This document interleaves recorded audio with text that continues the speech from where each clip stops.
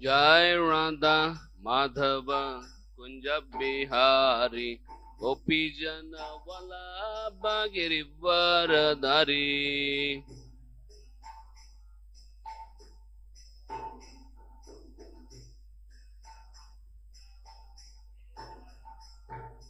यशोदा नंदन ब्रजनरंजन यमुना तीरावनचारी।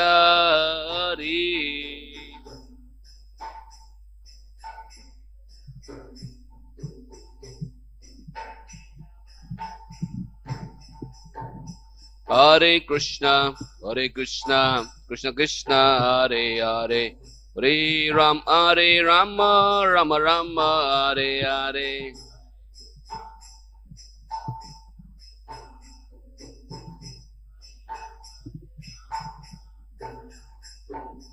हरे कृष्णा कृष्ण कृष्ण हरे हरे, हरे राम राम राम हरे हरे।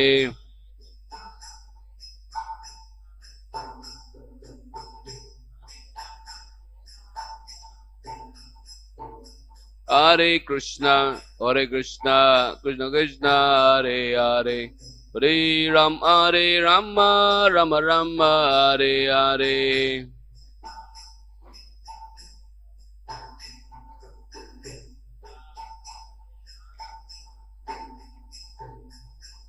श्री हरिनाम संकीर्तन की, श्रीमद् भागवतम की, श्री प्रभुपाद की, निताय गौर प्रेमानंदे। All glories to assembled devotees, Hare Krishna. All glories to assembled devotees, Hare Krishna. All glories to assembled devotees, Hare Krishna. All glories, all glories to Shri Guru and Shri Gauranga. Om Namo Bhagavate Vasudevaya. Om Namo Bhagavate Vasudevaya. Om Namo Bhagavate Vasudevaya. Reading from Srimad Bhagavatam, 10th Canto, chapter 87, entitled The Prayers of the Personified Vedas, text number 41.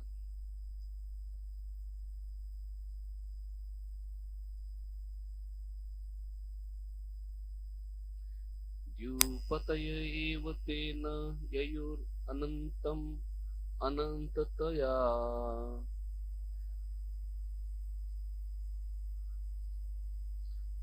Dhyupataya eva tena yayur antam anantataya.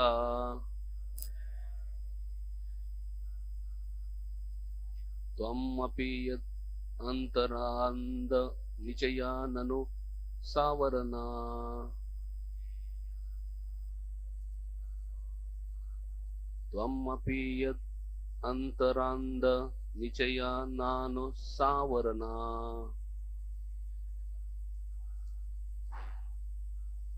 Khaiva rajamsi vanti vayasasa yad shrutayas.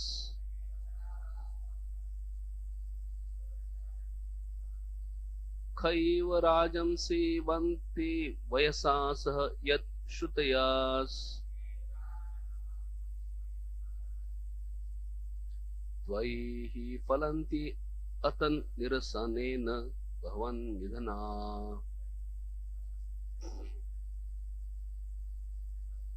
Tvaihi phalanti atan nirasanena bhavan nidhana.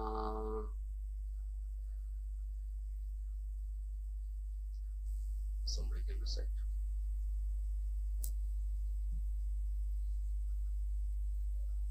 Dhyupataye eva tena yayur antam anantataya.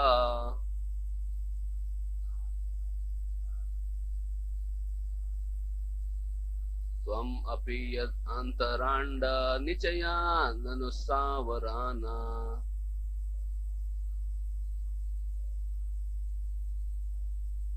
Kaiva rajam sivanti vayasa sah yad shrutayas.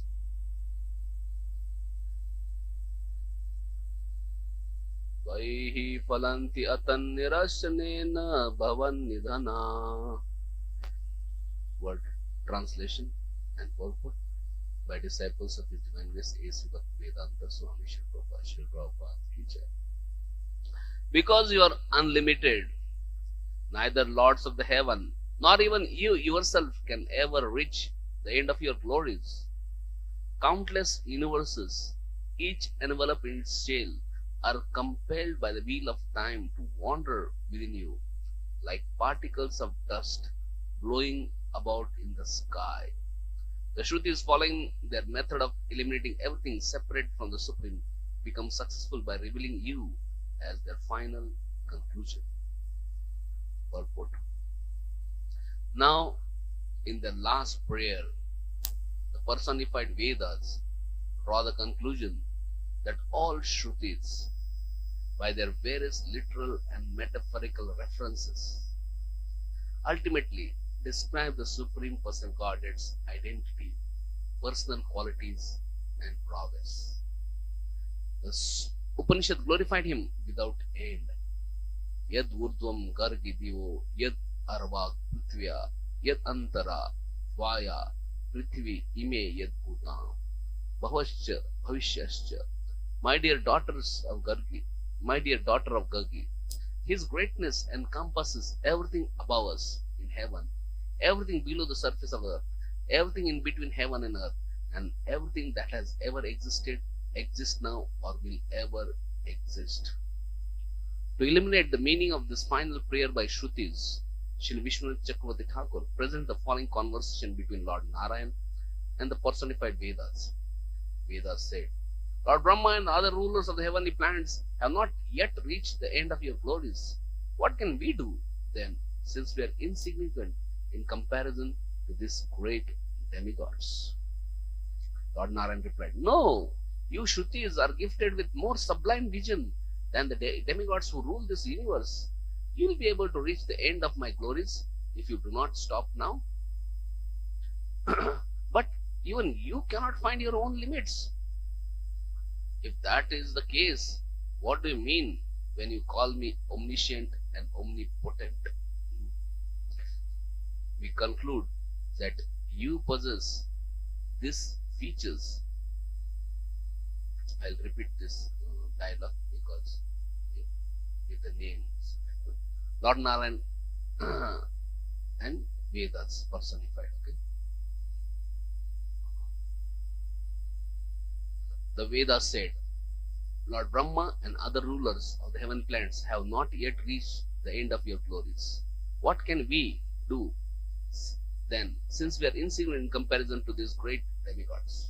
Lord Narayan said to Shrutis, Vedas, No, you Shrutis are gifted with more sublime vision than the demigods who rule this universe. You will be able to reach the end of my glories if you do not stop now. Then Vedas are speaking to Lord Narayan. But even you cannot find your own limit. Then Narayan is speaking to Vedas. If that is the case, how do you mean when you call me omniscient and omnipotent? Then Vedas are telling. We conclude that you possess these features from the very fact that you are limitless. Certainly, if one is ignorant of something that does not exist, like a rabbit's horn, that does not detract from his omniscience. And if one fails to find such a non-entity, that does not limit his omnipotence. You are so vast that multitudes of universes float within you. Each of this universe is surrounded by 7 shells composed of material elements, and each of these constant shells is 10 times larger than the one within it. Although we can never fully describe the truth about you, we perfect our existence by declaring that you are the true topic of the Vedas. Narayan. But Narayan speaking Vedas. But why do you seem dissatisfied? Vedas are speaking. Because in the Vedas, Srila Vyasadeva has described the transient existence of Brahman, Paramatma, and Bhagavan only briefly. When he saw the need to elaborate on his description of Supreme, he chose to concentrate on the subject of Brahman, the impersonal aspect of the Supreme, known as Tat, that, explaining Brahman by negating whatever is different from it. Just as in a field, where a chest of jewels has been accidentally spilled, the jewels can be recovered. The jewels can be recovered by removing unwanted stones, twigs, and refuse. So within the visible realm of Maya and her creations, the absolute truth can be found by a process of elimination. Since we Vedas cannot possibly enumerate every material category, individual entity, quality, and motion in the universe from the beginning to the end of time, and since the truth concerning Brahman, Paramatma, and Bhagavan would still remain untouched, even if we describe all these things and then discard them, by this means of investigation, we never expect to reach a final definition of you.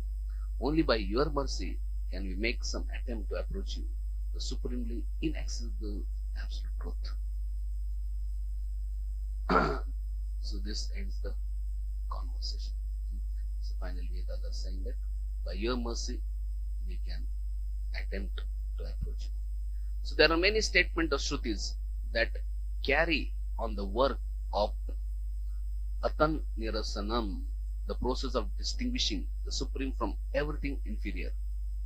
The Brihad Aranyaka Upanishad, for example, states, Astulam Anuna Arasvam Adirgam Lohitam Asneham Achayam Atmavayo Anaksham Asangam Arasam Agandam Achakshusham Astrotram Agamano Tejaskam Aprananam Asukham Amatram Anantaram Abhayam. It is neither big nor small, short nor long, hot nor cold, in shadow nor in darkness, nor is it in the wind or the ether. It is not in contact with anything, and it has no taste, smell, eyes, ears, motion, potency, life years, pleasure, measurement, inside or outside.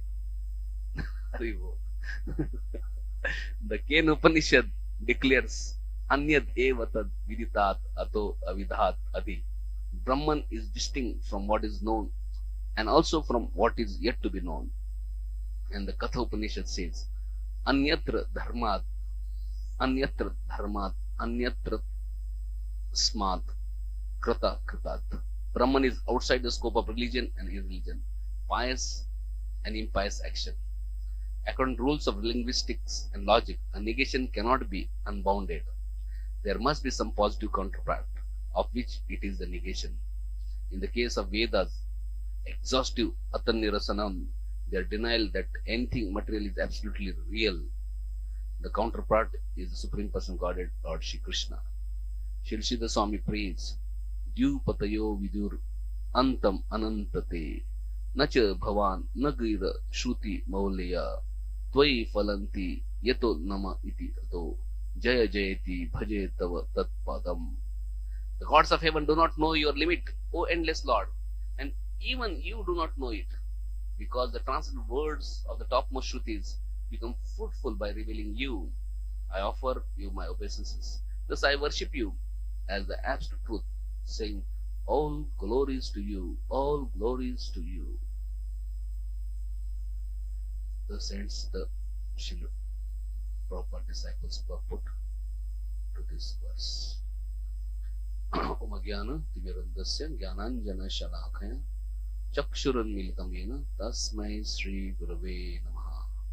Shri Chaitanya Manobhishtam Stapitam Yena Bhutale Swayam Rupa Kadamayam Dadati Swa Padantikam Vandeham Sri Guru Sri Yuta Padagamalam Sri Guru Vaishnavamsha Sri Rupam Sagrajatam Sahagana Raghunathanvitam Tam Sajivam Sadvaitam Savadutam Parijana Saitam Krishna Chaitanya Devam Sri Radha Krishna Padan Sahagana Lalita Sri Vishakhanvitamsha Nama Om Vishnupadaya Krishna Prishnaya Bhutale Srimate Bhaktivedanta Swami Iti Namine Namaste Saraswati Devi Gauravani Pracharine Nirvishesha Shunyavadi Pashyata Deshatarine Namo Mahavadanyaya Krishna Prema Pranayate Krishnaya Krishna Chaitanya Namine Gaura Tushe Nama.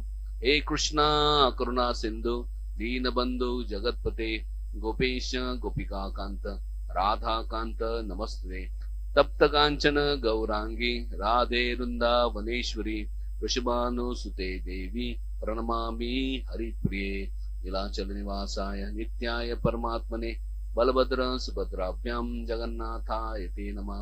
वाञ्छाकल्पतरुभ्यस्य कृपा सिन्धुभ्येव च पतितानां पावनेभ्यो वैष्णवेभ्यो नमो नमः। जय श्री कृष्ण चैतन्य प्रभु नित्यानंद श्री अद्वैत गदाधर शिवासदि गौर भक्त वृंद। हरे कृष्णा कृष्णा कृष्णा हरे हरे, हरे राम राम राम हरे हरे। हरे कृष्णा कृष्णा कृष्णा हरे हरे, हरे राम राम राम हरे हरे। हरे कृष्णा कृष्णा कृष्णा हरे हरे, हरे Ram Ram Ram Hare Hare.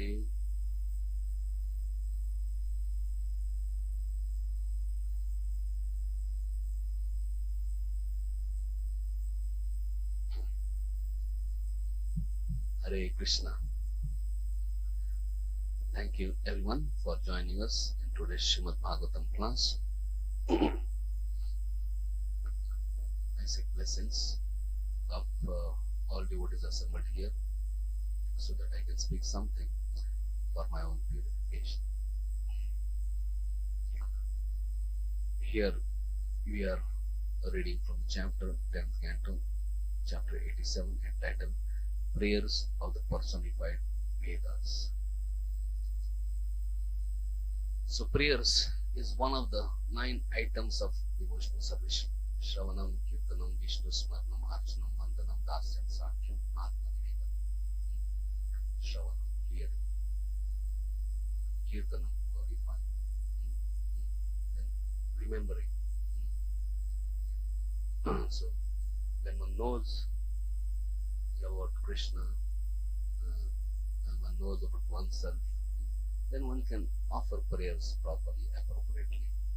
So here, Vedas are offering prayers to Supreme Lord. And these prayers are narrated by Sananda Kumar to other saints. 4 Kumaras, one of them is Sananda Kumar.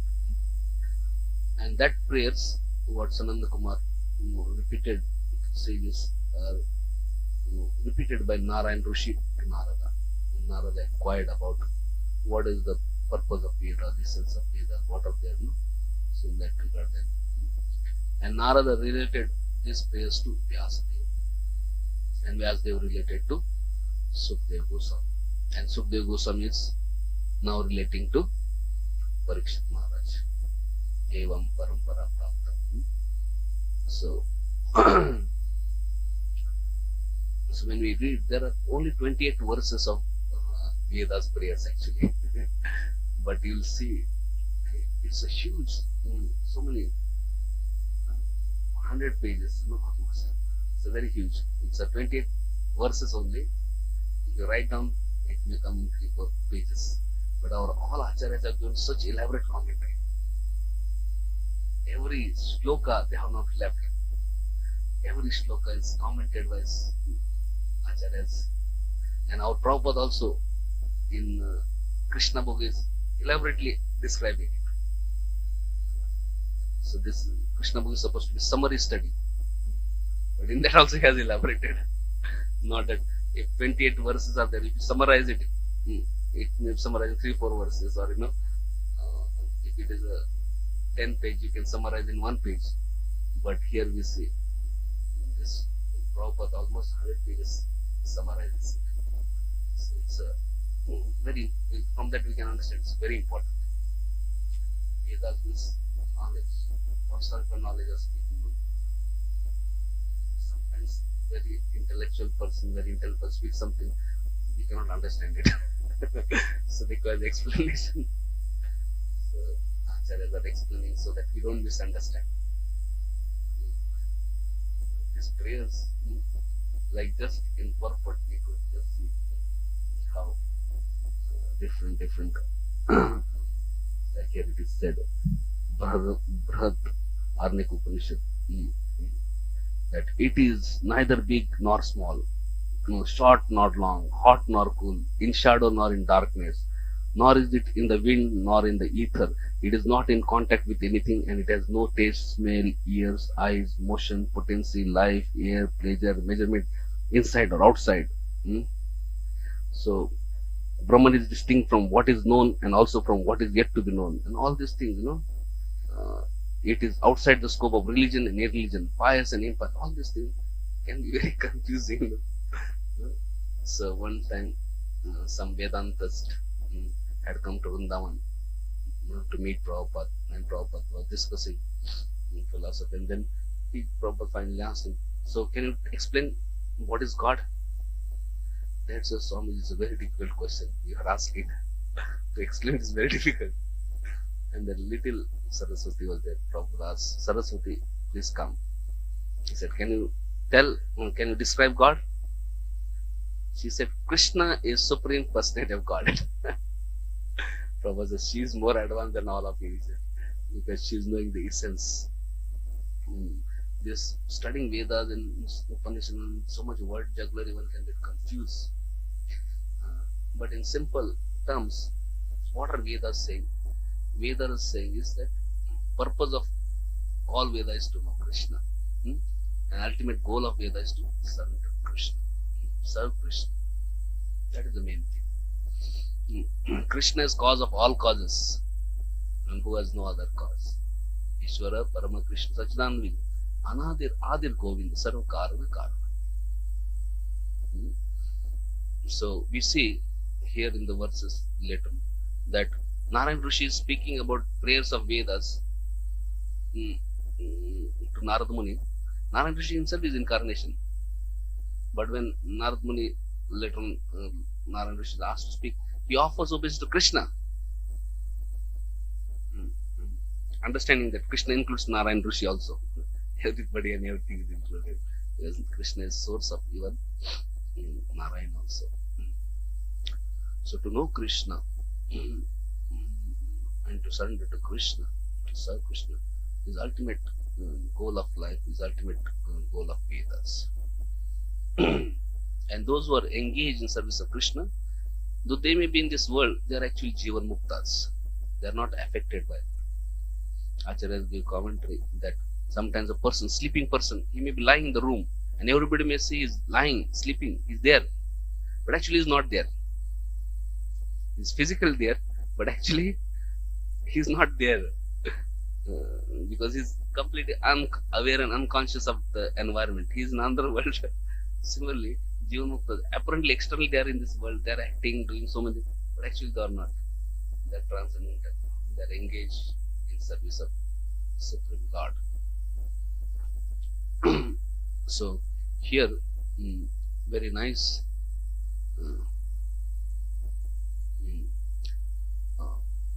glorification of this Vedas. Vedas saying that, "Oh my dear Lord, even Brahma is a predominant deity of Brahmaloka, or Indra, who is predominant deity of heavenly planets, or even predominant deities of sun, moon, though they may be very powerful directors of this universe, they cannot understand you.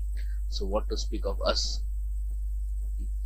But Lord is saying, no, you are very glorious. You have sublime vision. So you can, if you keep on going further, you may be able to understand. Then they are saying, no, actually what to speak of us? No one, no ordinary human being or none by speculation can know you. And they say that even you cannot know yourself. Then Lord is asking, if I cannot know myself, but I am called omniscient, all-knowing, how you are calling me omniscient? So Prabhupada is explaining in Krishna book that actually how Krishna's energy is all ever expanding, and similarly Krishna's knowledge is also ever expanding, and there is always competition between his energies and his knowledge. Krishna is not just static, he is ever expanding personality, ever glorious, he is performing ever wonderful pastimes, and so his energy is expanding and his knowledge is expanding. So I will just read from Krishna book. Uh, although it is not befitting to say that you do not know yourself, it is practical to understand that because you have unlimited qualities and energies, and because your knowledge is also unlimited, there is unlimited competition between knowledge and your expansion of energies. Can you imagine? Competition between knowledge and energies. No? Unlimited competition. The idea is that because God and His knowledge are both unlimited, as soon as God is cognizant of some of His energies, He perceives that He has still more energies. In this way, both His energies and His knowledge increase. Because both of them are unlimited, there is no end to the energies and no end to knowledge with which to understand the energies. God is amazing. No? Krishna is amazing. Krishna looks simple, boy, coward boy, but it's really.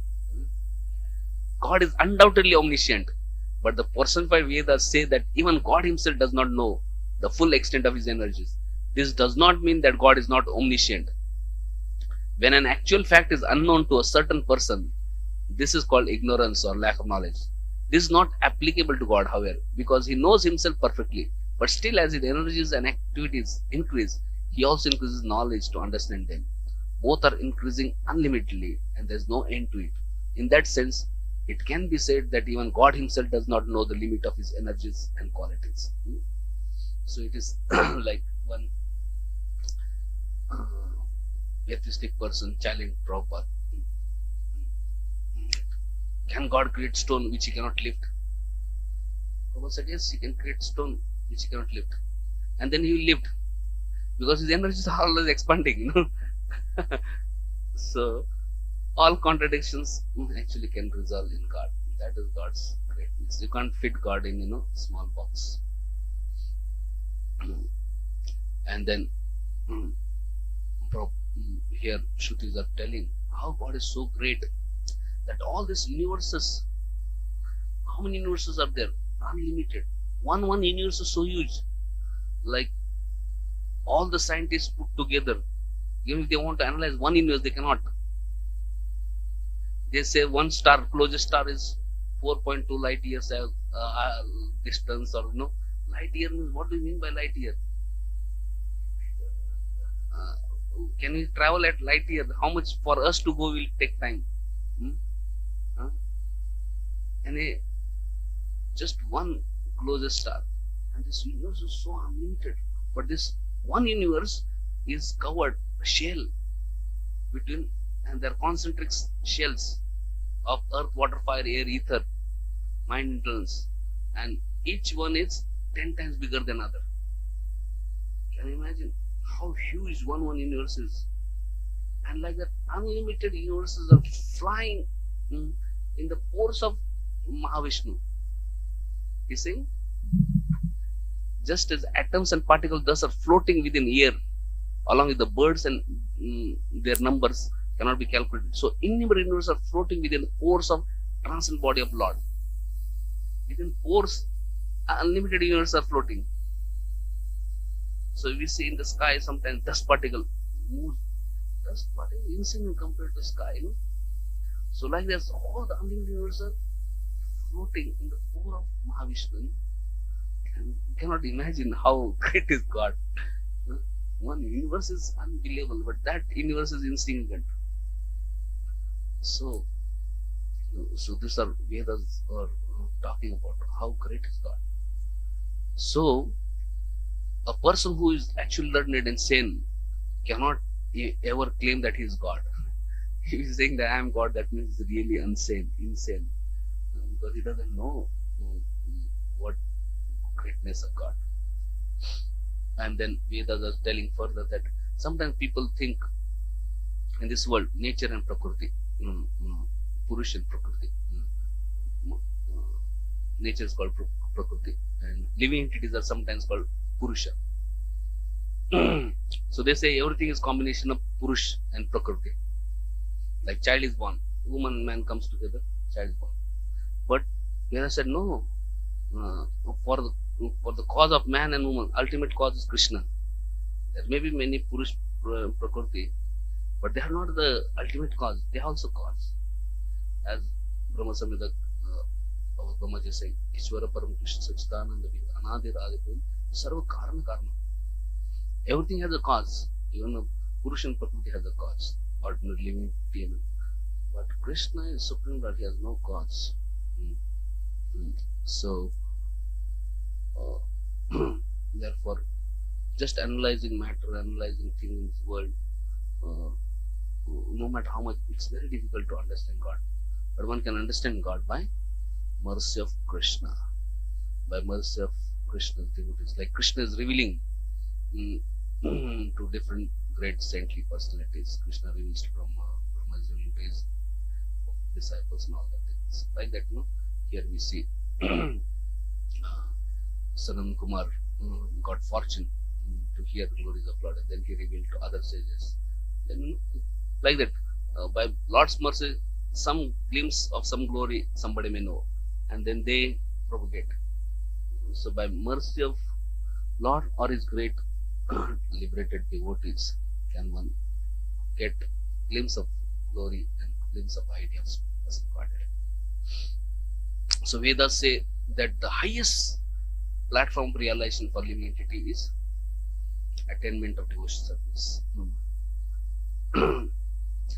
So, essence of all Vedas is ultimately to be engaged in devotional service, loving transcendental devotional service of God.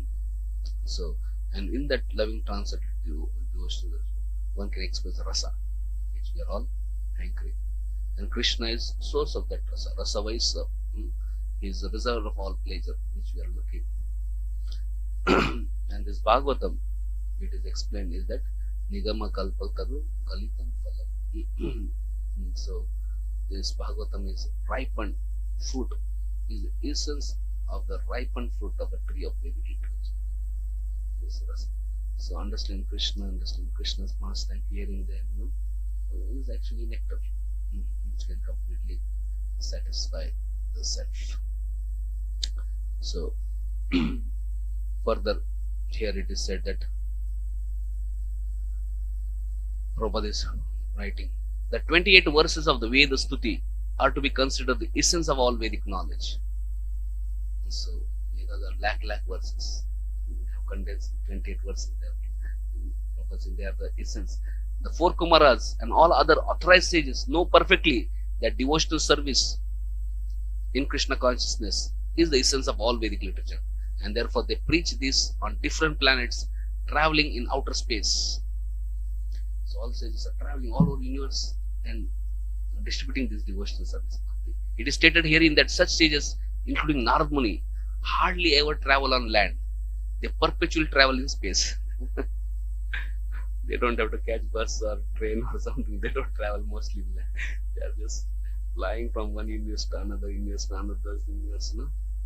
And what are their business? Their business is to just propagate this devotional service, which is the sense of all Vedic literatures.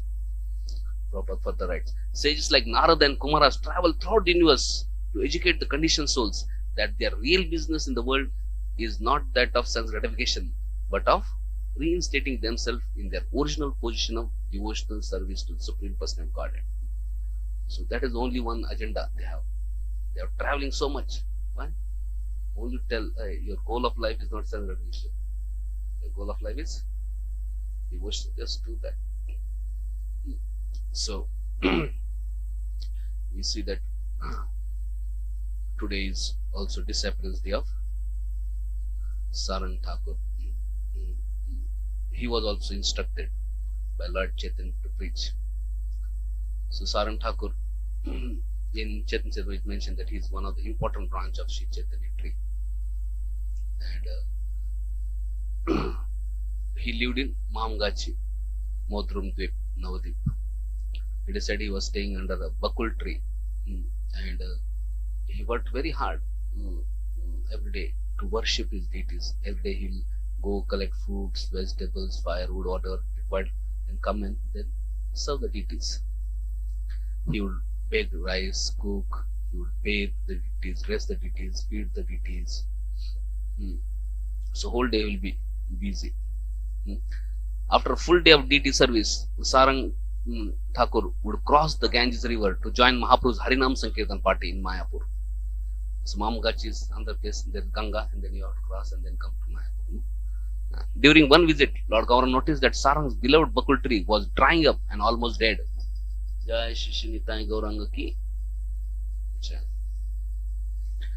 Lord Chaitanya embraced the tree with his beautiful golden arms. So his tree was dead.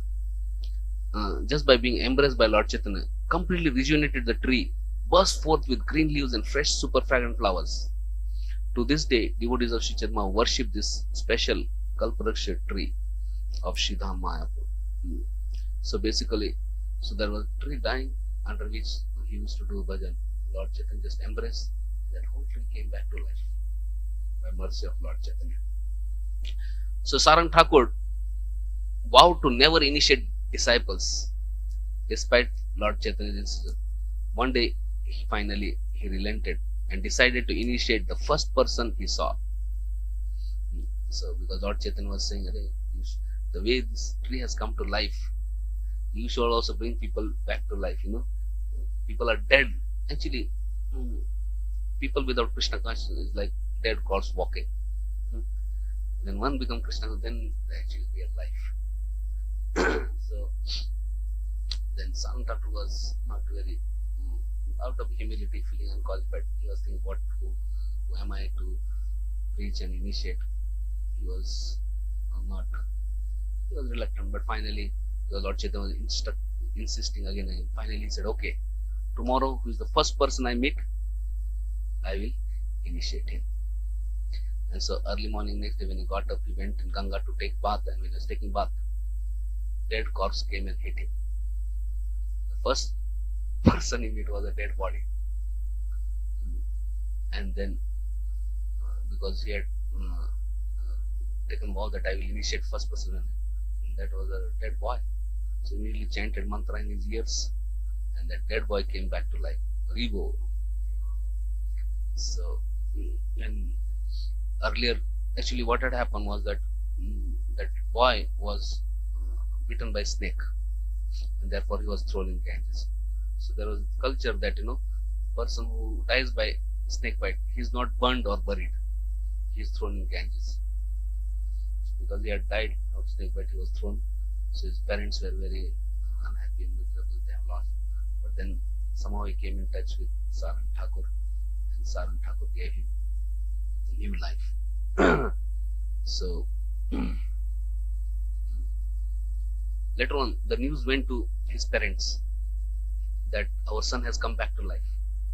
So they all came back and then saying, oh my dear beta, please come home. No? Please come home now. But then that beta said, my dear mother, father, as a beta of you, I already died. Now I have got new life.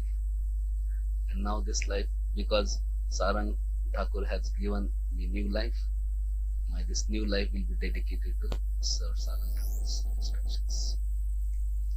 So, and later on, he became also very powerful preacher, like Sarang Thakur, Sarang Thakur.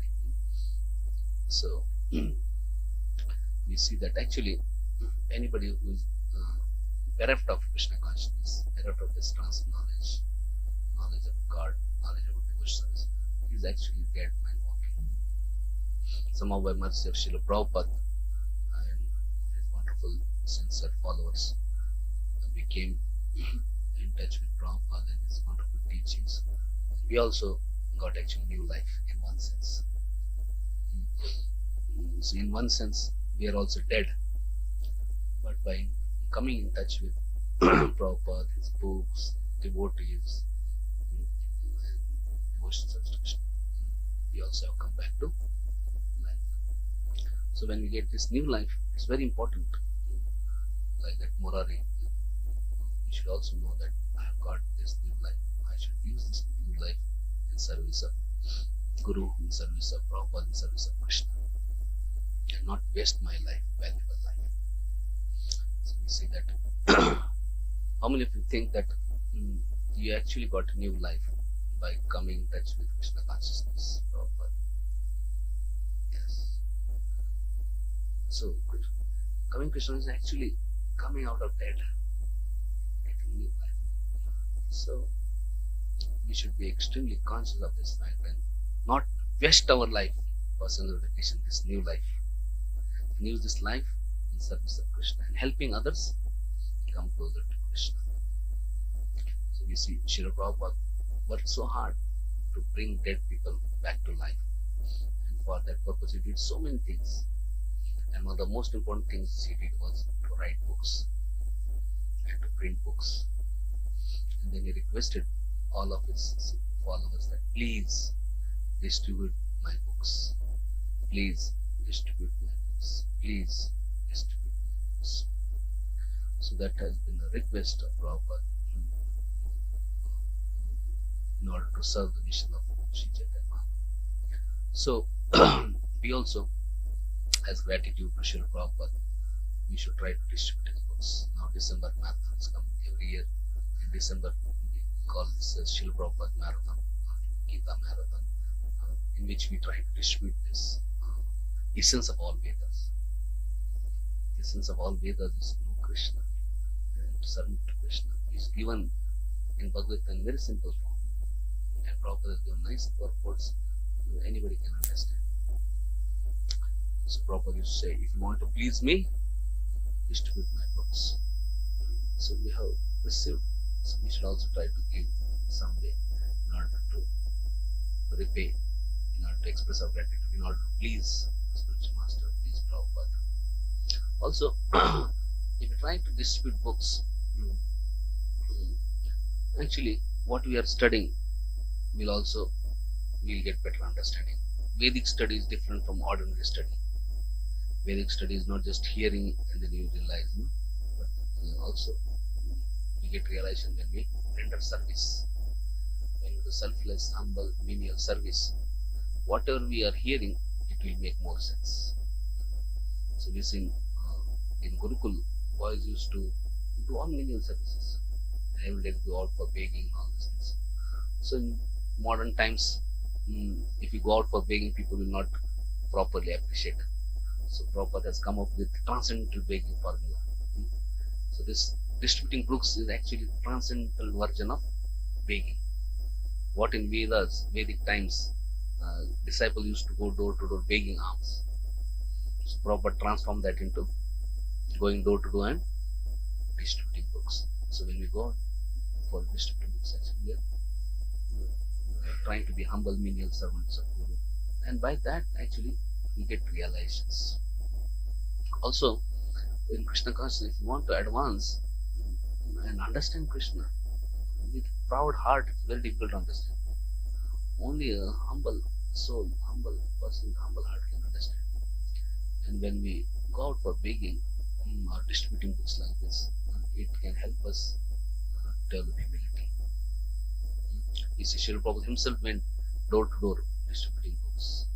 We see Nityananda Prabhu Haridas Thakur went door to door begging everybody to please chant Hare Krishna. So all our acharyas showing by example. So we can also go begging in this way. It can give us humility. Also sometimes we are honored, sometimes we are dishonored. All these things make us rise above dualities of this material world. Also when we go out for preaching or distribute books, we get opportunity to depend on Krishna. We get opportunity to learn to pray.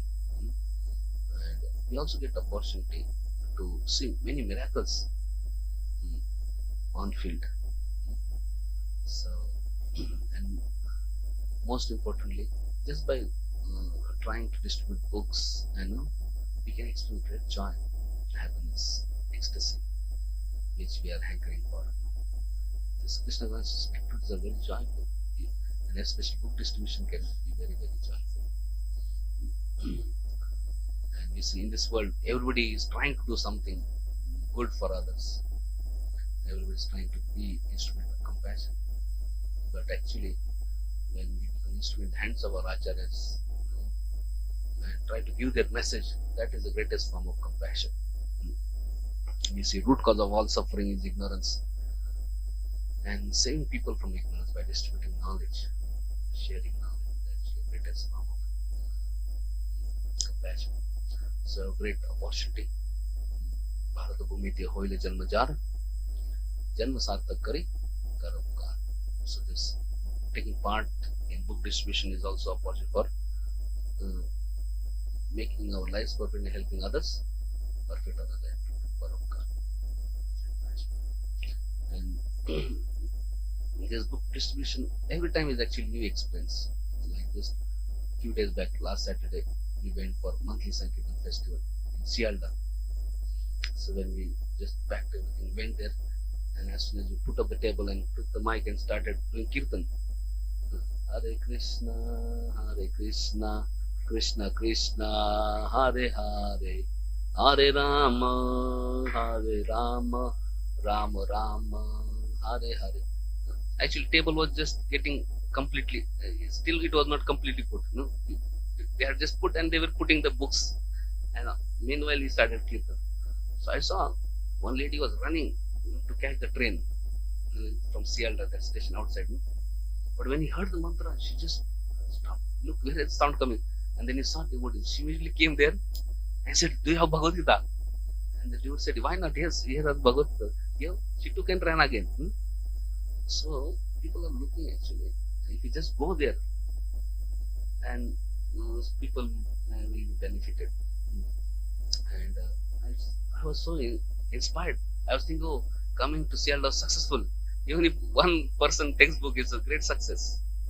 Like Bhakti Siddhanta Thakur said that with all the assets, all the properties, if I am able to make one person a devotee, whole my mission successful. Similarly, in a day, if you go out, one person takes Gita is like a great success, that person life delivered, and so many people along with him will be delivered, So, and we can see that we can see multiple experiences like that. Most important is that we have to go out. I remember on that time, one marathon, we just took books and we are going to Howrah station, and we just dropped the taxi, and we had a spot in the Howrah subway. So I had both hands filled. I was thinking I would run to the subway, with big bangs. I was very huge. So going towards subway, and then one person came behind running, Swamiji, रुको, बोल नहीं, क्या बात है, बोल आपके पास गीता है क्या? मैं बोल बहुत है, तो and I am going ahead. Person coming from behind and catching, and then asking Gita. Then immediately you open and then video. So I saw that Krishna, there are people really waiting for it. Somebody has to go and carry and go out. Sometimes we have many times fear. I'm not such a big preacher. What I will do, maybe I will not be able to face people. I will not be able to preach to them. I will not be able to convince them. I may not be able to distribute. No, actually, it's not a question of you or something. This is desire of Lord, this desire of Acharyas. They want to distribute, it will distribute. At least we should go out with the books.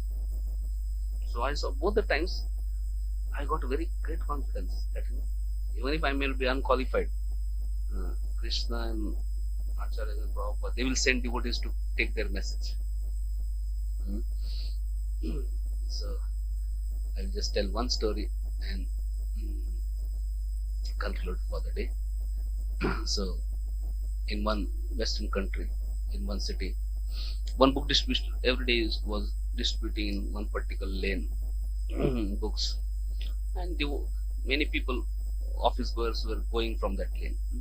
And so one time he tried to give one book to one lady, but she was not interested. She just little bit ignored and left. And because she was working in that area only, so many times she used to see her. So couple of times he tried different books, but every time she did not show any interest. And then finally, after few attempts, couple of times, then he said forget, because I have tried many times to give. And then one fine day she came and she said, I want a book. This person was surprised. So many times I tried to give book, but she never accepted. And now she is coming and asking, give me book. And he asked, which book you want? She said, I want teachings of Queen Kunti. He was surprised.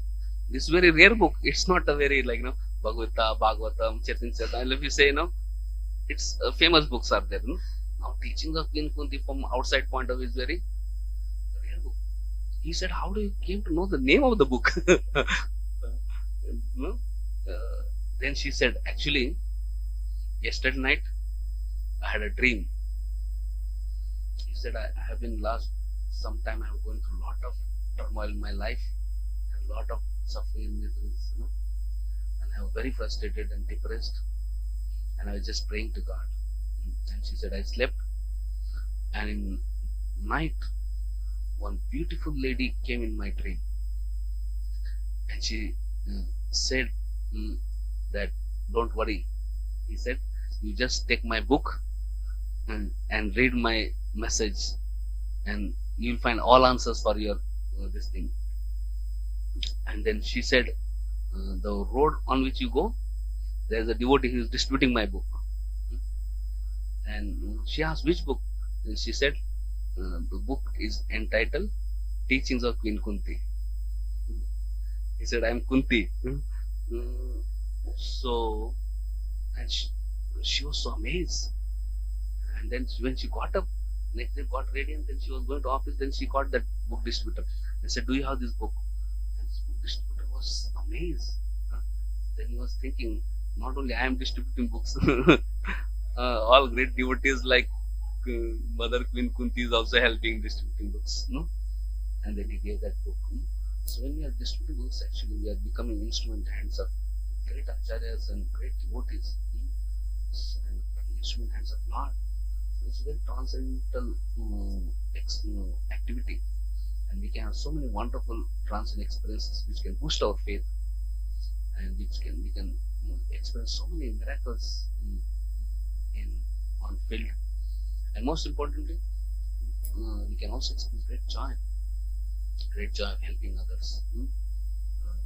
Later on, when people take books and later on come back, they really express so much of joy and happiness. Many times, when I have talked with devotees, when they remember their old days and how they came to Krishna, practically they cry tears. Tears of gratitude. So we have a great opportunity in this month of December to distribute books. And whole world is our market. And we have unlimited customers. There is no competition. Sometimes we want to distribute any the product, so much competition.